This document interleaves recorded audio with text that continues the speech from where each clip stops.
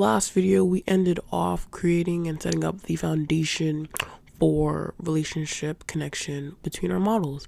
And so when creating relationships between models, you have two different types of relationships you can create. You have a one-to-many, and so one model object can refer to many model objects of another model type. Or you have a many-to-many relationship where a model object of one type can refer to many objects of another model type and vice versa. So that relationship is more mutual, right?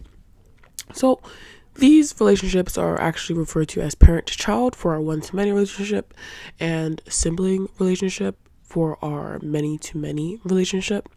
Definitely check out the previous video, which is in a sense part 1 to this video, because it goes into setting up that relationship within the models as well as setting up foreign key constraints for within our database. So it sets up that relationship within the models so we can access it, and it also sets it up within the database. In this video so far, what I've been doing is setting up the Planet controller, really just setting it up with just some basic CRUD endpoints: create, retrieve, update, delete.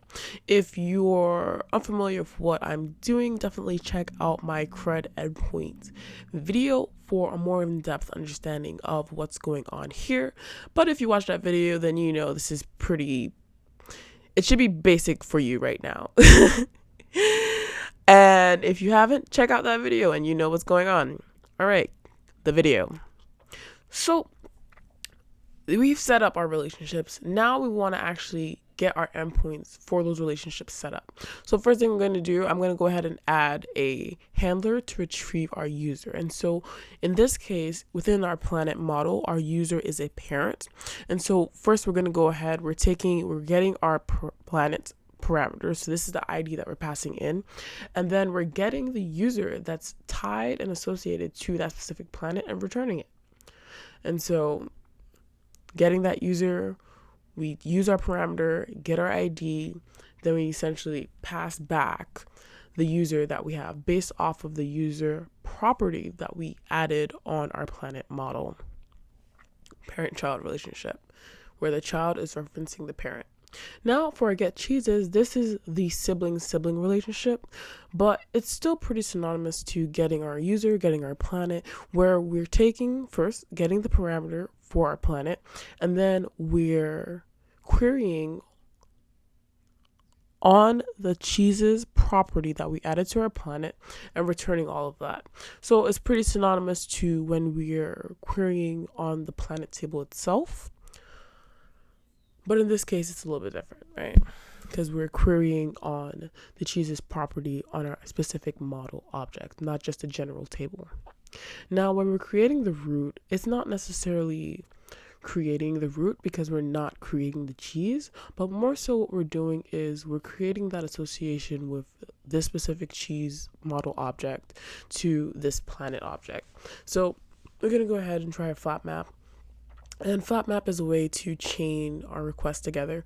And we get our planet ID, we get our cheese ID, because remember, our cheese already exists. And instead of actually creating it, what we're doing is attaching that cheese object to the cheese's property that we have on that specific planet.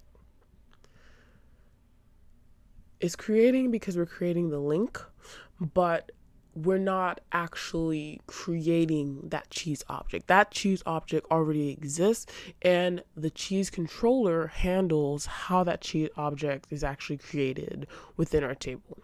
Adding our cheeses is really what we're doing. We're adding that cheese model to our planet. So we hop into our cheese controller, and pretty similar thing with our cheeses, because our cheese does only have a sibling relationship with our planet.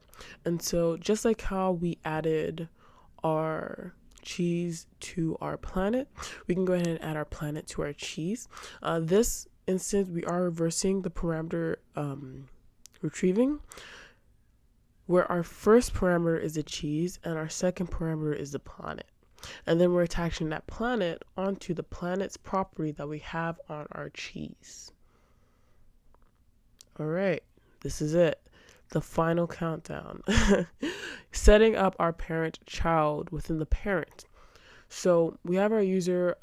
First, I'm just going to go ahead and clean this file up a little bit. Refactoring is good. Refactoring is awesome. Do it. It's wonderful. And we're going to go ahead and retrieve. And so one thing that's really interesting with retrieving is that whenever you're retrieving, what are you doing, right? You're querying a response. At least when you're retrieving a collection of items, you're querying a response on some type of table reference. And so, for example, when we're getting all of our users, we're querying on our request and we're getting all of the objects on our user table.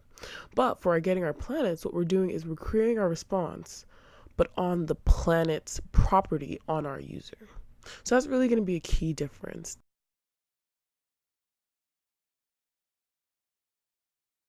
And if we hop back into our planet controller, there is a slight adjustment to make where we update the extension for our retrieve route.